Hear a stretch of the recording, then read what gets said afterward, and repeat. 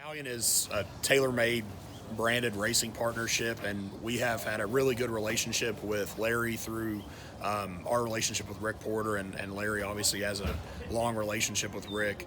And her winning the Fairgrounds Oaks was exactly what we were looking for. She looked like a filly that was getting good at the right time. She was obviously heading into the Oaks, which was a huge opportunity for our partnership. And with Larry, I mean, with his record with fillies, that's all we needed to see. So it's obviously worked out, and it's been a great partnership. And we think she's at her absolute peak right now. She's getting better every day. So we're looking forward to November 2nd. Yeah, talk about her race in the Cotillion when she was going up against a heavy favorite in Guarana. Yeah, it was, 4 Grade 1 winners in there with the 2-year-old champion, the early season 3-year-old favorite in Bellafina, and then you had Serengeti Empress who won the Oaks, and then none of those 3 were the best 3-year-old in the country at that point, which would have been Guarana, who was the only 3-year-old filly to have won multiple Grade 1s at that time. So it was a very tough field. We did think we could get the right trip.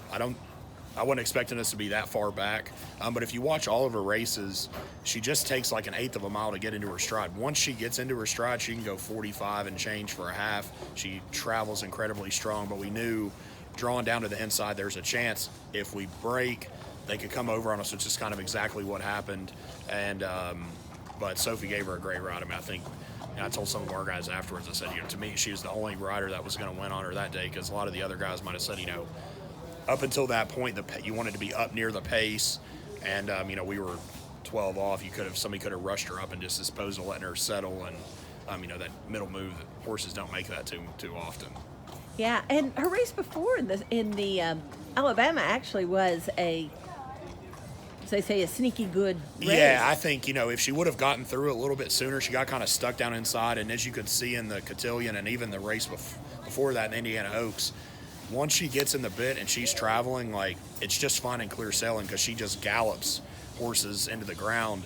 And you could see she was just loaded on the far turn, couldn't get through. What she doesn't have is she doesn't have a big burst. She kind of has got that little bit of a one-paced, but she's very fast galloper. She just couldn't get through it, and then she ended up getting, nailed on the line for a second. But yeah, I think she's probably better on a fast track, but, it's 3 races in a row that she's run that are very, very good, and heading into the Breeders' Cup the right direction. That's just full credit to Larry and his team. Yeah, and speaking of the Breeders' Cup Distaff, now you take on older horses, Midnight Bisou, who will be the strong favorite in there. But talk about what you feel as at your chances. I think she's doing really well. With Serengeti Empress in there, that's going to guarantee there's at least some pace. I think with Paradise Woods has got a bunch of speed. Secret Spice in California could sit close. Ollie's Candy has won a Grade 1 on the lead before. So you have a lot of these horses that have a lot of early speed. I think, again, I wouldn't want to see us be 10 lengths off like we were in the Cotillion, but I think there's a chance we could get a pretty good trip. Obviously, Midnight Bisou's undefeated this year. She's won, I think, 7 of 7 and 5 Grade 1s. So, it's very difficult to beat her. But I do think if you look at, we ran a 99 buyer. If you look at, what Blue Prize ran in the Spencer, I think was a 97 or a 98. Late was in behind her. Dunbar Road was in behind her. So, I think we're heading in the right way. And if you look at it from a figure perspective, I think Midnight Bisou's best buyer this year is a 102. So there's only a 3-point difference. So from that perspective, you wonder how much improvement's left in Midnight Bisou versus how much improvement's left in us. And we'll obviously be more value. No discredit to any of them, because they're, Midnight Bisou's got a huge chance to be Horse of the Year, and it's deserved every second. Our goal when we started was to try and bring people in at a lower price point, but expose them to the highest classes of American racing, the Oaks, the Breeders' Cup.